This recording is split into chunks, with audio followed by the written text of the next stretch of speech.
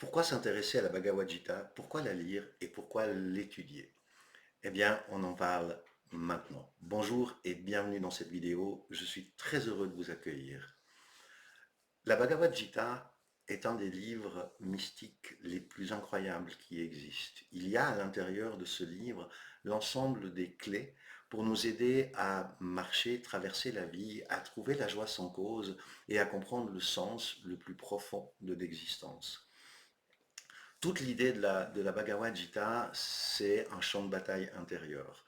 C'est le champ de bataille qui se déroule sur la plaine de Kurukshetra, qui est le sol sacré. C'est le champ de bataille du mental et qui implique également le corps. Ce qui est intéressant, si on s'intéresse à la Bhagavad Gita, la partie corps, c'est la partie désir et c'est la partie qui, si on peut dire ainsi, est les ennemis de l'autre côté avec lesquels il va falloir certainement entrer en guerre. Le mental, quant à lui, c'est là où son Krishna, qui est la Suram, si l'on peut dire ainsi, qui est Dieu, qui est la réalité omnisciente, omniprésente et omniconsciente.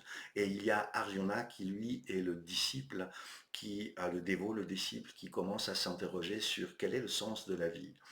Je pense que nous arrivons tous à un moment dans notre existence ou dans nos multiples existences où la question qu'est-ce que la vie, qu'est-ce que la réalité, eh bien, elle naît dans notre mental et à partir de ce moment-là, eh bien, on arrive sur quelque chose qui s'appelle le champ de bataille intérieur, la plaine de Kurukshetra. Toute la Bhagavad Gita va traiter de ce qu'on peut faire, de ce qu'on doit faire, de quel est le dharma, quels sont nos devoirs que nous devons accomplir dans cette vie humaine pour nous réaliser et qu'est-ce que nous devons maîtriser qui nous devons combattre, si l'on peut dire comme ça. C'est pas le mot le plus adorable du monde, mais c'est ça, c'est ce champ de bataille-là. Et dans ce champ de bataille, il y a un certain nombre de personnages. Alors, lorsqu'on lit le premier chapitre de la Bhagavad Gita, en règle générale, si on ne parle pas couramment le sanskrit, on ne comprend pas le sanskrit, eh bien, on se dit, mais pourquoi je suis en train de lire ça? Tellement il y a de noms qu'on ne sait absolument pas ce que ça veut dire. Alors, on peut comprendre très aisément qui est Lord Krishna, mais après, il y a Drita, je suis obligé de lire les noms quand même, Dhritarashtra, qui lui est l'esprit aveuglé. Et l'esprit aveuglé, eh bien, il nous enseigne l'attachement et l'ignorance. Il présente l'anxiété avec nos incertitudes, il présente les conflits intérieurs et il va représenter tout ce qui est, on va dire, un peu plus compliqué à gérer dans notre vie quotidienne lorsque l'on est attaché à notre propre identité. Un des deuxièmes personnages, qui est un personnage clé après après Arjuna, c'est Sanyaya, qui est l'intuition impartiale. Ça représente notre compétence ou notre capacité à l'introspection impartiale et au doute méthodique. C'est quelque chose qui est de l'ordre de l'intuition mystique qui va nous guider et va nous aider à marcher sur notre chemin. Il y a un autre personnage très intéressant qui s'appelle Duryodhana, qui lui est l'ego résistant. Il représente et incarne les tendances entre guillemets négatives, mais surtout qui sont autoconfinantes et constrictives. Ça représente tout ce qui nous limite. C'est l'attachement à notre identité, c'est l'attachement à nos émotions, c'est l'attachement à notre mental.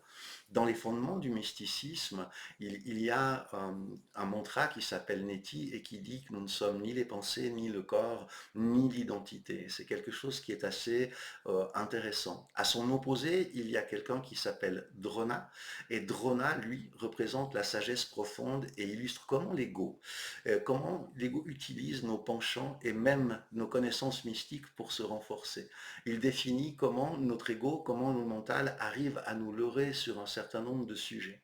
Et il y a un des points intéressants, lorsque l'on s'intéresse déjà à cette petite base qu'on vient de partager, eh bien c'est quelque chose que l'on retrouve aujourd'hui dans les sciences modernes, si je peux dire ainsi, on pourrait mettre l'ego résistant avec nos biais cognitifs, avec nos désirs, avec nos envies, avec notre fonctionnement psychologique, avec nos mémoires, avec notre inconscient.